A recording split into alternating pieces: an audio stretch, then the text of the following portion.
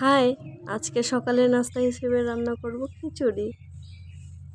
আমার বর অনেক দিন ধরে বলছিল যে খিচুড়ি রান্না করতে, তার অনেক ফেভারিট খিচুড়ি। তাই আর কিছু না ভেবে খিচুড়ি রান্না করতে চলে এলাম। আমাদের পড়ে থাকা একটা বড় রাইস কুকার আছে, ভাবলাম ওটাতেই রান্না করি আজকে খিচুড়ি। তো আজকে সরিষার তেল দিয়ে ও ঘি দিয়ে রান্না করব আমি খিচুড়ি। তো প্রথমেই তেলের ভিতরে সব ফোড়নগুলো দিয়ে দিলাম, তারপর আদা কুচি দিয়ে দিচ্ছি। ফোড়নগুলো সবগুলো ভাজা ভাজা হয়ে গেলে তারপর আমি নাড়াচাড়া করে চাল ডাল একসাথে দিয়ে দেব।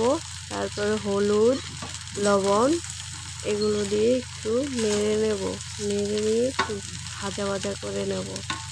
তারপর ভাজা ভাজা হয়ে গেলে এটাতে পরিমাপ অনুযায়ী জল দিয়ে দেব।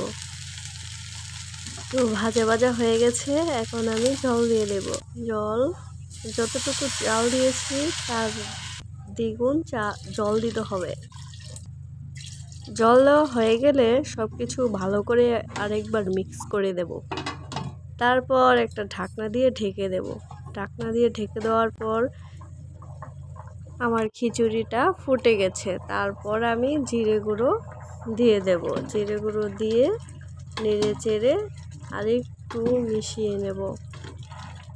জিরে গুঁড়োটা খিচুড়িতে অনেকটা বেশি লাগে, কারণ খিচুড়ির ফ্লেভারই জিরে গুঁড়োতে।